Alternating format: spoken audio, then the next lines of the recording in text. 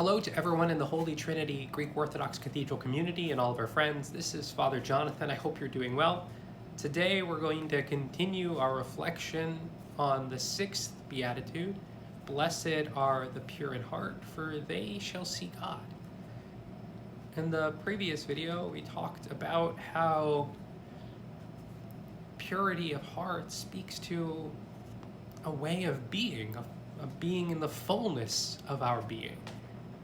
And I indicated that how we choose to act, whether it's to do something wholeheartedly with a heart of gold or hard-heartedly with malice in our hearts, is an indication of how we orient ourselves and the level of purity that we're living in, and the orientation of ourselves towards cultivation of greater purity, so that we, as Christ tells us in this Beatitude, can see God, just like the blind man saw Christ, when from the fullness of his being, he pursued God's mercy by calling out to Christ to heal him and allow him to receive his sight. Now, in the end of the previous video, I talked about how we have many examples of how we might understand a distinction between purity of heart and maybe malice or ignorance in the heart, one that doesn't lead to divine vision, doesn't lead us to be able to see God. And this example comes from the Gospel of Luke in the 18th chapter, and it's a parable that we're probably all familiar with because we hear about it every year just prior to Lent. And it's the parable of the Publican, that is the tax collector, and the Pharisee. And these two men who are going to the temple to offer prayer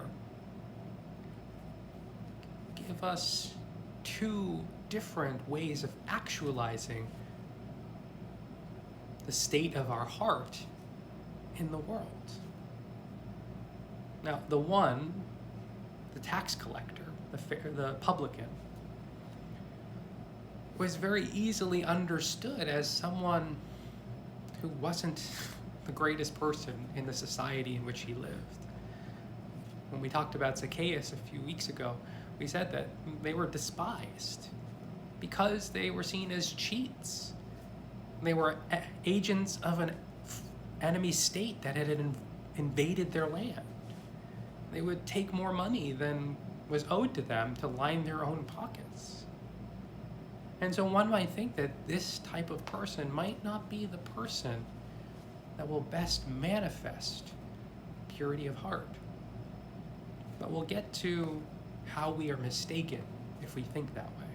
The other person is the religious person, the Pharisee, a member of a collection of sects that were, for all intents and purposes, the most religious and strict adherents to the Old Testament law.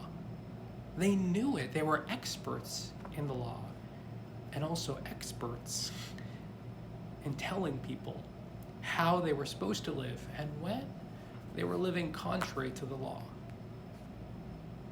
They were known for their strictness, but not necessarily their mercy.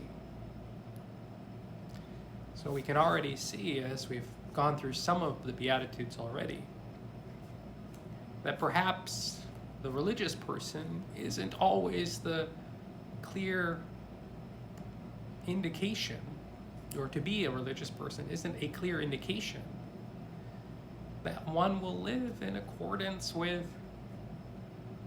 the will of God, oriented towards God's ultimate aim for creation, which is union with Him and the totality of creation. Now, in the story, we hear that these two men go to the temple to pray. And the Pharisee, as the good religious person who does everything he's supposed to do, even tells God in his quote-unquote prayer how he's done everything he's supposed to be doing. Which, again, isn't problematic that he's doing it, but what is the orientation of these acts? That will help us determine whether or not he's doing it with purity of heart from the core of his being, orienting towards God, or if he's doing it for his own selfish reasons.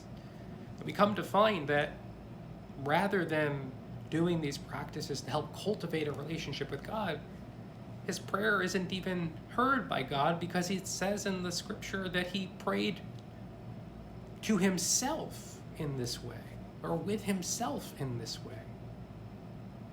He wasn't even talking to God. He was just listing his accomplishment, and worse yet, he was accusing the man, the publican, who we'll talk about in just a moment, of being awful.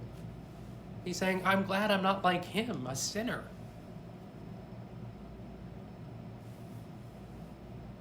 But he was doing everything he was supposed to be doing. We as Orthodox Christians know that we really strive to practice our faith perfectly, to do all of the things that we were prescribed to do. But we have to be careful, and this passage warns us, because we can do everything we're supposed to do and walk away from our prayer time not justified, because we're not talking to God, we're talking with ourselves. Now, the publican, on the other hand, recognizing his own shortcomings, kind of like we've talked about already in our reflections on the Beatitudes, understanding that we need mercy. And what does he say? He says, God, have mercy on me, a sinner, as he beats his breast, with his eyes unable to look to heaven, because he knows what he's done. He doesn't have any pretense about himself. Whereas the Pharisee was self-righteous and self-centered and filled with self-centeredness and contempt for the other, without judgment or pretense or guile. The publican simply asks for God's mercy. And this is the path towards purity of heart, recognizing that our hearts need to be purified. Our full core, the fullness of our being, is in need of purification. And this prayer becomes the basis of a beautiful practice in our tradition, the prayer of the heart, that I've already reflected about in a previous video, maybe a few months ago, but we'll have a refresher in the next video. God bless you. We're here for you. We love you. Hope you have a beautiful rest of your day. Know that you can reach out to us, call us, email us, send us a message on social media, leave a note in the comment section, anything at all. Don't hesitate. God bless you, and again, have a beautiful rest of your day.